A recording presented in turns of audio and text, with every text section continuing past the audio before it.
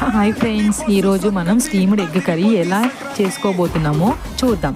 ముందుగా ఒక 3 ఆనియన్స్ తీసుకొని కట్ చేసుకొని పక్కకు పెడదాం.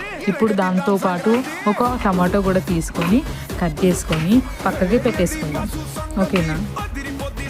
ఒక టమాటో కూడా తీసుకొని దాన్ని సన్నగా కట్ చేసి కొంచెం పక్కకు పెట్టేసుకున్న తర్వాత ఇప్పుడు ఏం చేయాలంటే ఒక 2 ఎగ్స్ తీసుకోవాలి. ఆ 2 ఎగ్స్ తీసుకొని ఒక దాంట్లోకి పగలగొట్టేసి దాన్ని మంచిగా మిక్స్ చేసి అందులోకి 1/2 టేబుల్ స్పూన్ కారంతో పాటు కొంచెం చిటికెడు సాల్ట్ వేసి దాన్ని మిక్స్ చేయాలి. దాన్ని ప్రాపర్గా మిక్స్ చేస్తేనే అందులో ఎగ్ అనేది కరెక్ట్గా కలుస్తుంది.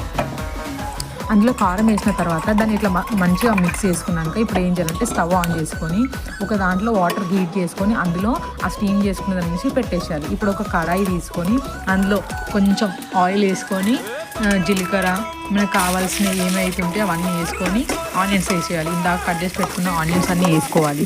దాని తర్వాత కాసేపు ఆనియన్స్ అనేది మగ్గిన తర్వాత ఒక టమాటా కట్ చేసుకుని అందులో వేసేయాలి. ఇప్పుడు ఏం చేయాలి, ఆ లోపు మనకు ఎగ్ అనేది స్టీమ్ అయి ఉంటుంది కాబట్టి ఆ స్టీమ్డ్ ఎగ్ అనేది తీసేసి దాన్ని రౌండ్ ఇట్లా కట్ చేస్తే ఏమైందంటే దాన్ని ఇట్లా రౌండ్గా వస్తుంది. రౌండ్ వచ్చేసినాక మనకు కావాల్సిన షేప్లో, నాకైతే క్యూబ్స్లో కావాలి కాబట్టి నేను క్యూబ్స్ షేప్లో కట్ చేస్తున్నాను. చూడండి ఎంత స్పాంజీగా వచ్చిందో.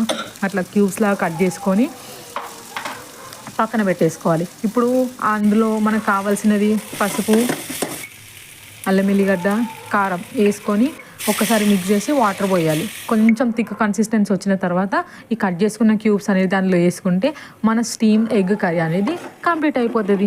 నచ్చితే లైక్ చేయండి, సబ్స్క్రైబ్ చేయండి, కామెంట్ చేయండి.